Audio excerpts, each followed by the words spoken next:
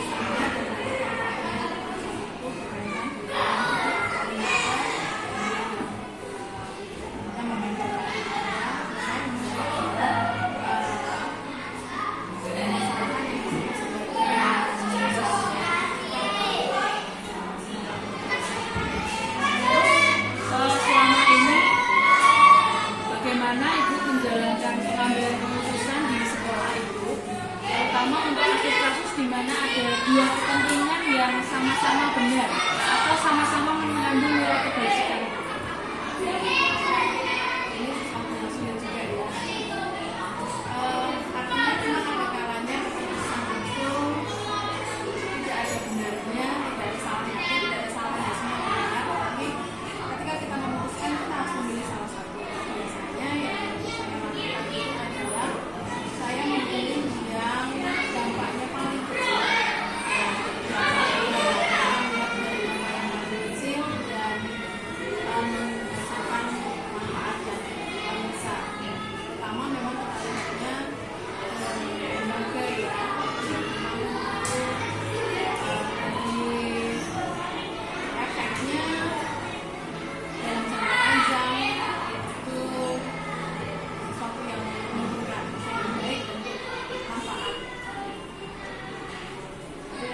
Risiko ekonomi ya Bu ya, risiko kecil tapi keuntungan besar gitu ya Bu. Ya, dampaknya bukan hanya sekedar ekonomi sih. Iya betul. Ya baik. Jadi kira-kira langkah-langkah atau prosedur seperti apa nih yang biasa Ibu lakukan selama ini untuk memutuskan? Iya. Pertama memang tidak bisa langsung kita diputuskan. Kadang tetap perlu waktu. Artinya mengecek dulu permasalahan itu bukan hanya dari satu pihak, artinya perlu cek dari berbagai pihak, kemudian setelah perlu cek dari berbagai pihak, kemudian perlu keputusan itu diambil. Kadang-kadang juga tidak hanya keputusan saya sendiri, saya perlu pertimbangan orang-orang yang berkepentingan juga. Jadi itu misalnya kalau dari LC Yayasan, yayasan atau sesama guru yang ada di sini, sesama pimpinan yang ada di sekolah. Lalu juga mempertimbangkan juga dari segi resiko yang akan didapatkan dari keputusan itu. Jadi memang perlu waktu dan cukup lama untuk pertimbangan, terutama kasus-kasus yang memang dilema. Ya baik. Selanjutnya Bu, hal apa saja nih yang selama ini Ibu anggap sangat efektif dalam mengambil keputusan itu pada kasus-kasus dilema etika ini Bu? Yang pertama memang kita perlu berkomunikasi dengan, kalau itu dua belah pihak berarti perlu komunikasi dengan kedua belah pihak. Artinya memang kadang-kadang tidak semua hal itu bisa diputuskan sesuai dengan harapan semua orang. Ya, pengennya semua benar karena merasa dirinya semua benar. Tetapi perlu diadakan komunikasi. Kalau bisa ada jalan tengah dari hasil pembicaraan dengan kedua belah pihak, nanti kedua belah pihak bertemu dengan kita. Nah, yang saya rasa itu perlu adalah adanya komunikasi sih. Yang diputuskan pasti dengan pikiran yang sudah dalam posisi sudah tidak serta-merta ketika ada muncul persoalan itu kita putuskan, tidak bisa begitu. Karena kadang-kadang kalau lakukan hal seperti itu keputusannya lebih banyak tidak bijaksana, kayak masih ya, harus cooling down dulu, harus ada komunikasi dulu.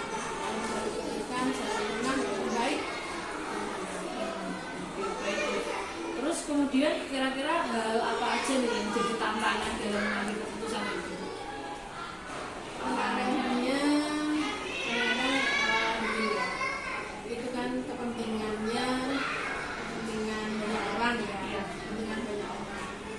Nah, mungkin sekali waktu akan ada kepentingan itu yang harus tidak sesuai dengan harapan salah satu. Dan itu efeknya pasti akan ada begitu ya. Efeknya pasti akan ada karena pihak itu tidak menjadi puas dengan keputusan itu, dan nah itu dia tadi yang saya sampaikan, perlu komunikasi dengan ya, karena kan tidak semua orang kita bisa sesuai dengan kita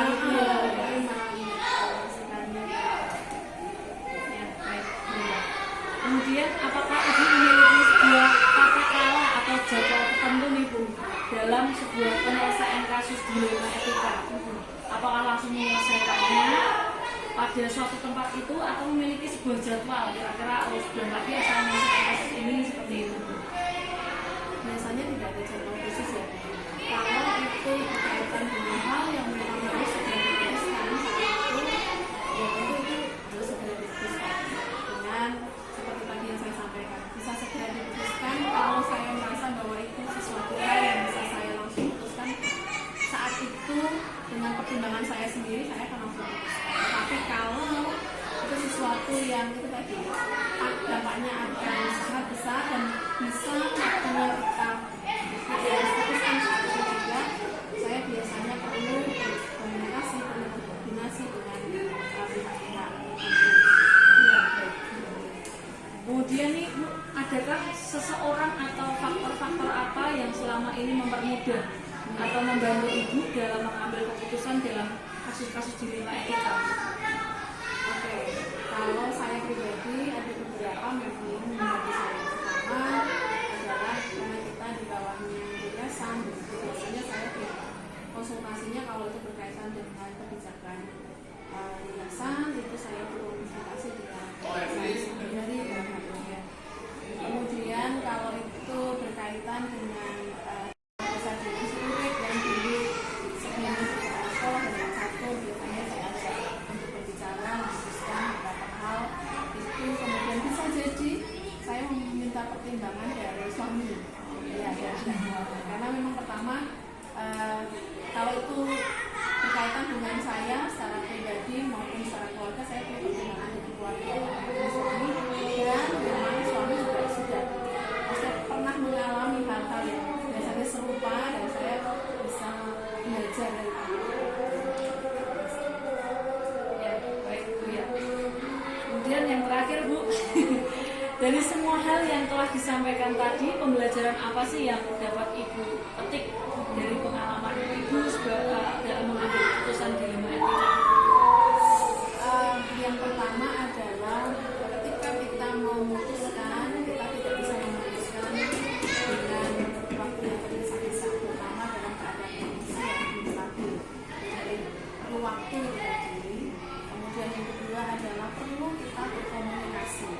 Komunikasi dalam hal ini bisa komunikasi dengan orang lain yang bisa mendukung kita mengambil keputusan, memberikan masukan-masukan untuk membantu kita mengambil keputusan. Bisa juga komunikasi dengan kedua pihak yang sedang mengalami masalah misalnya, supaya kita bisa mengambil jalan terbaik dari diskusi dan komunikasi itu. Kemudian kita juga perlu pertimbangan juga dari orang-orang yang kita anggap mumpuni dalam hal ini, dan kembali lagi kita cari mana yang akan berdampak paling kecil bagi lembaga terutama lembaga.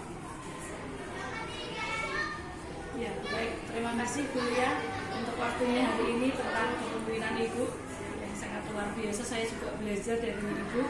Ternyata kita harus, yang paling penting adalah komunikasi tadi ya Bu ya, dan lihat dampaknya itu seperti apa. Kemudian juga keluarga juga tentunya harus mengerti kita ya Bu. Ya, betul sekali Bu. Terima kasih banyak Bu ya atas waktunya, dan terima kasih. Terima kasih. Nanti ditambahi gitu. Digabung. Kenapa nggak langsung wae? Nah, Jadi sak video juga tinggal upload sekali Oh, tok, nggak usah gitu sih, Cok. nggak usah potong-potong, nggak sampai kerjaan no. iya, oke. Nah, ini kelihatan nggak? Nggak usah. Iya, maksudnya tak pinggirin gitu. Ya mending dhewe nyogok. Ini wes mulai sebenarnya. Ya.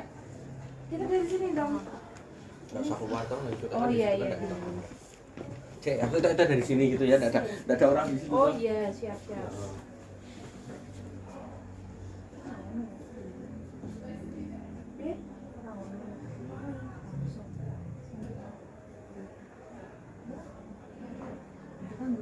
Lemes-lemes sih. Yuk.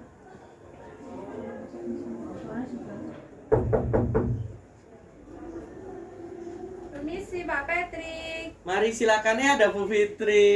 Iya, Pak Petri. Selamat siang Bu Selamat Fitri, siang. Bu Yohana, Bu Sari, Selamat selamat siang. siang. Silakan duduk, silakan duduk. Gimana ibu-ibu, ada yang bisa saya bantu? Iya Pak Patrick, maaf pertama-tama kami mengganggu waktunya. Kami ada tugas yaitu demonstrasi kontekstual modul 3.1, yaitu kami akan mewawancarai kepala sekolah. Udah untuk tugas kita Pak tentang kepemimpinan kepala sekolah pada saat mengambil keputusan yang dilema Pak. Oh, Seperti itu, Pak. ya.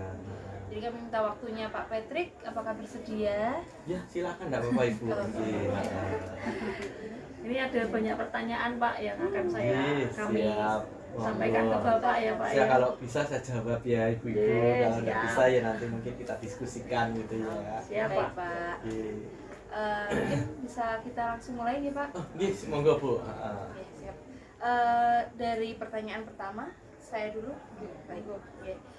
Untuk yang pertanyaan pertama, Pak Patrick, selama ini bagaimana Pak Patrick itu dapat mengidentifikasi kasus-kasus yang merupakan dilema etika atau bujukan moral, Pak? Iya, selama ini kalau saya menghadapi kasus itu saya pelajari dulu kasusnya seperti apa. Nah, apakah di kasus ini terkait dengan kriminal atau kasus ini sudah masuk ke ranah hukum, itu berarti kasus itu bujukan moral. Berarti kan stop ya. Tapi kalau kasus ini mungkin kasus yang tidak sampai ke ranah hukum dan itu saya pelajari. Ini berarti saya coba lihat nih paradigmanya tuh dia seperti apa, dia apakah individu lawan kelompok, apakah kesetiaan lawan kebajikan itu ya. Nah, berarti di situ identifikasi dilakukan. Nah, kalau ternyata dia tidak berkaitan dengan ranah hukum, tidak terkait dengan kriminal, oh berarti ini dilema etika gitu. Jadi ada identifikasi awal, harus dipelajari dulu seperti apa gitu Bu. Ya. Berarti tetap harus melalui tahapan dulu ya Pak ya. Iya. Tetap ada tahapannya gitu, nggak langsung memutuskan gitu. Baik Pak, itu untuk pertanyaan yang pertama. Selanjutnya untuk yang kedua Pak Patrick, selama ini bagaimana Pak Patrick menjalankan pengambilan keputusan di sekolah Anda, kemudian terutama untuk kasus-kasus di mana ada dua kepentingan yang sama-sama benar atau sama-sama mengandung nilai kebajikan? Iya, pertanyaan tentang bagaimana kasus itu benar sama benar itu ya berarti kasus dilema etika. Nah, sebelumnya nih saya juga sudah pernah belajar Bu tentang kasus itu karena saya juga guru penggerak angkatan 7 dulu. Jadi di situ kami diajarkan bagaimana menyelesaikan sebuah kasus dengan menggunakan 4 paradigma, 3 prinsip dan 9 langkah pengambilan keputusan. Nah, di situ ada 9 langkah pengambilan keputusan yang harus dilakukan pada saat kita menangani kasus-kasus yang sifatnya kasus apapun sebenarnya. Nanti baru kita akan tentukan kasus dilema etika atau kasus rujukan moral. Itu kan dari langkah-langkah yang kita ambil. Jadi bukan menyelesaikan kasus tanpa dasar, jadi asal gitu ya. Itu ada langkah-langkah pengambilan keputusan dari hasil selama saya belajar di pendidikan guru penggerak gitu. Untuk selanjutnya Pak Patrick, kan tadi Pak Patrick tetap harus memberikan langkah-langkah terlebih dahulu ya. Nah, kira-kira langkah-langkah atau prosedur seperti apa yang biasa Pak Patrick lakukan selama ini? Langkah-langkah dan prosedur yang biasa saya lakukan, kalau dulu sebelum saya ikut guru penggerak, ya paling kita lihat nih kasusnya seperti apa, kemudian kita pelajari siapa saja yang terlibat dalam kasus ini, kemudian kita berusaha selesaikan kasus ini ya. Tapi biasanya kita tidak merefleksikan dari hasil penyelesaian kasus tersebut. Nah, di kegiatan guru penggerak saya diajarkan bagaimana cara menyelesaikan kasus dengan menggunakan 9 langkah pengambilan keputusan yang tentu ibu-ibu juga sudah belajar itu, sampai dari mengidentifikasi kasusnya sampai yang akhir adalah melakukan refleksi dari keputusan yang sudah diambil. Ya, mulai dari yang pertama adalah identifikasi, kemudian siapa saja yang terlibat dalam kasus tersebut ya, kemudian dilakukan ini termasuk benar lawan benar atau benar salah gitu ya. Kemudian dilakukan 5 macam uji koran, uji legal, uji koran, uji benar lawan benar, kemudian uji panutan itu ya kan kita pakai itu.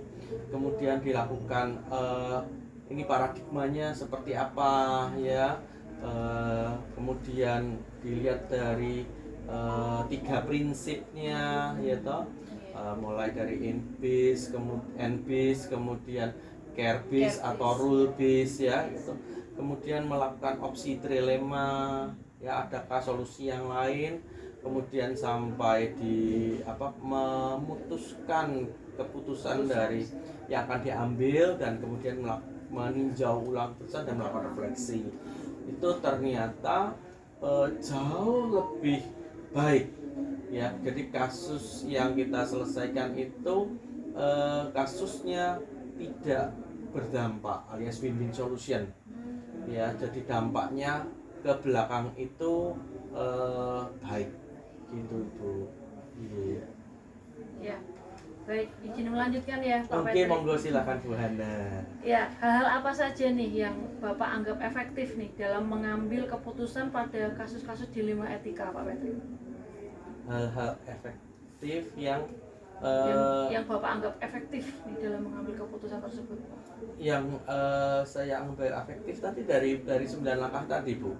Jadi bagaimana siapa saja yang patut kita akan libatkan ya. Setelah identifikasi siapa saja yang akan kita libatkan. Jadi kalau misalnya kalau orang itu tidak terkait langsung ya jangan kita libatkan, sehingga kasus ini tidak melebar ya, kasus ini tidak kemana-mana kan.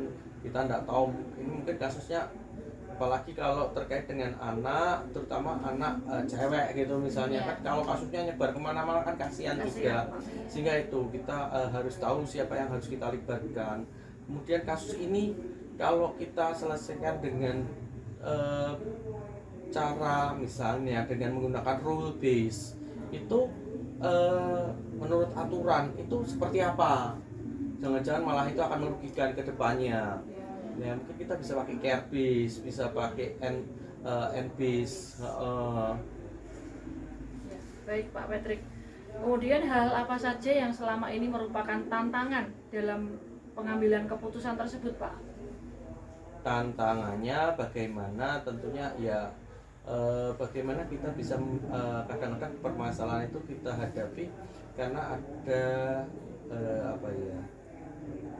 intervensi dari orang tua, ya kan, terutama masalah dengan anak gitu ya. Jadi orang tua tuh kan kadang-kadang mau intervensi ya. Kalau Bu Sari, Bu Hana di sekolah swasta itu kan mereka orang tua sudah merasa membayar ini, jadi ya berhak ngatur-ngatur gitu ya. Nah itu intervensi itu merupakan tantangan dalam kita menyelesaikan masalah. Misalnya nih ada anak bermasalah gitu ya, terus teman-temannya tahu, temannya lapor ke orang tuanya, terus orang tuanya anak ini gak dihakimi gitu loh, itu sehingga ini harus dikeluarkan, ini merupakan parasit, ini merupakan bibit penyakit dan lain sebagainya gitu. Kadang sampai seperti itu ya, kadang itu ya. Sehingga itu bagaimana kita bisa memberikan pemahaman bahwa kalau itu terjadi pada anak mereka, apakah mereka juga akan berkata seperti itu gitu. Ya, baik Pak. Jadi memang harus menjaga privasi bayi juga betul ya Pak ya. Masalah masuk di MBRG gitu. Semua orang tahu. Kadang anak-anak juga nggak kontrol ya Pak ya. Ya kan, gitu loh. Iya betul. Kemudian nih Pak, apakah Bapak memiliki sebuah tata kala atau jadwal tertentu dalam sebuah penyelesaian kasus dilema etika Pak?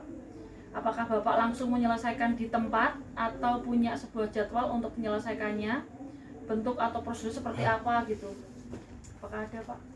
Kalau untuk tata kala atau time schedule ya untuk kasus itu harus kita lihat kasusnya seperti apa dulu, permasalahan yang kita hadapi seperti apa. Sebagai contoh nih misalnya kayak kita mau studi lapang ke Bali, ya kan? Ada satu anak terlambat, ya toh. Apakah kita mau menunggu? Apakah kita mau atau anak itu kita tinggal? Itu kan keputusan yang harus kita ambil dalam waktu singkat. Ya, kalau kita tunggu yang lain apa tidak teriak-teriak, jadwal kita jadi berantakan. Kalau kita tinggal nanti dia merasa aku sudah bayar gitu. Itu keputusan yang harus diambil saat itu juga. Tapi berbeda juga kalau kita menghadapi kasus misalnya seorang anak nih, kalau anak remaja ya yang Bu Sari, Bu Fitri sama saya hadapi kan sama ya anak SMP gitu ya. Misalnya anak itu mengkoleksi film-film gitu ya, film-film porno gitu, film yang tidak selayaknya mereka tonton gitu ya.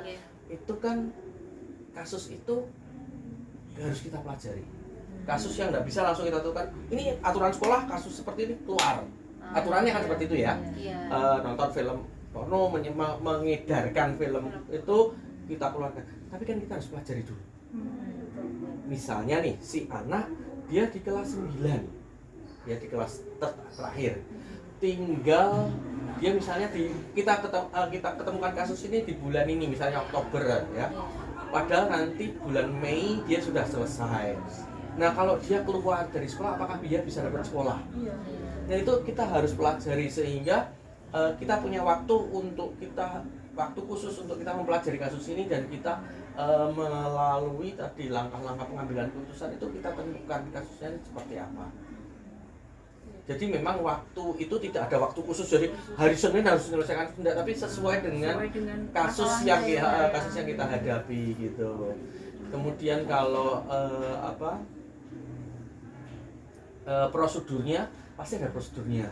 Jadi kalau di kami prosedur itu misalnya nih kasus bisa diselesaikan oleh wali kelas, yaitu areanya wali kelas gitu loh.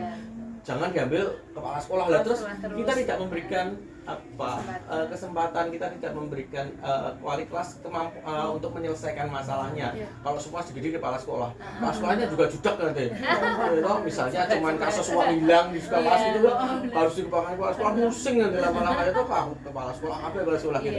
Jadi kasus itu ada mulai dari wali kelas, kemudian masuk ke guru BK, kemudian bakal kesiswaan, nanti terakhir baru kalau udah bisa baru ke kepala sekolah. Prosedurnya tetap kita jalankan sehingga wali kelas juga tidak merasa tidak dianggap gitu loh, kadang seperti itu.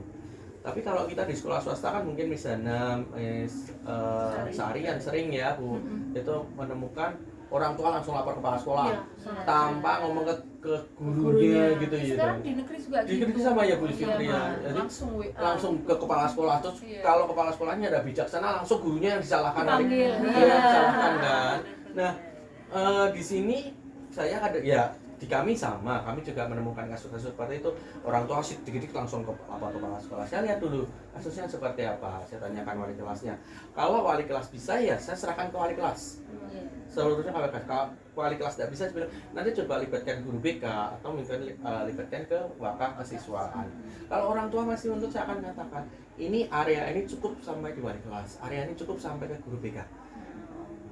Jadi karena masing-masing punya kompetensinya sendiri-sendiri, punya areanya sendiri-sendiri. Jadi biarkan, kalau kita sudah mengangkat wali kelas, kita memberikan tanggung jawab kepada dia, jangan itu diambil tanggung jawabnya. Iya. Ya toh? Iya. Kan dia juga, kita juga uang teman-teman juga belajar gitu loh kan. Lah kalau kok guru-guru tidak pernah menghadapi kasus gitu kan, guru tidak pernah belajar. Iya, benar. Apalagi seperti ibu-ibu di sini ini, guru penggerak ini, kalau ada kasus tidak pernah ditangani, sehingga kan tidak tahu kan, percuma belajar kalau tidak pernah diberikan kesempatan untuk praktek ya kan. Betul, Pak. Ya dokter kayak gambarnya teorinya pintar tapi tidak pernah praktek, itu kan dokter itu tidak bermanfaat gitu loh. Gitu lah, itu yang bagaimana kami mendelegasikan gitu itu. Menyelesaikan masalah ya Pak. Baik Pak Patrick, selanjutnya saya akan Oke. melanjutkan pertanyaannya. Adakah seseorang atau faktor apa yang selama ini mempermudah atau membantu Pak Patrick dalam mengambil keputusan untuk kasus dilema etika? Kalau seseorang nggak ada Bu, yang ada berorang-orang Bu. Jadi semua rekan di sini itu adalah semua rekan yang memberikan masukan, memberikan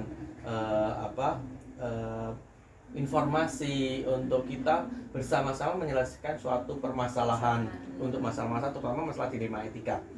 Jadi ya tadi sesuai dengan kompetensinya, sesuai dengan areanya. Kalau itu misalnya nih masalahnya antara wali kelas 8A misalnya, ya kita tidak akan libatkan wali kelas 8B, 8C, 9A dan lain sebagainya gitu. Ya cuman itu 8A, kita guru BK, kesiswaan mungkin, dan kepala sekolah misalnya seperti itu. Jadi tidak perlu ya kita lihat kasusnya, kita selesaikan sesuai dengan areanya, tapi semua orang itu memiliki andil dan peran di dalam menyelesaikan sebuah permasalahan dilema etika gitu Bu. Jadi semua terlibat gitu, semua aset gitu kan.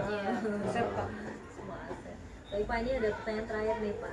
Dari semua yang telah disampaikan Pak Patrick, pembelajaran apa yang dapat Pak Patrick petik dari pengalaman Pak Patrick sendiri dalam mengambil keputusan dilema etika?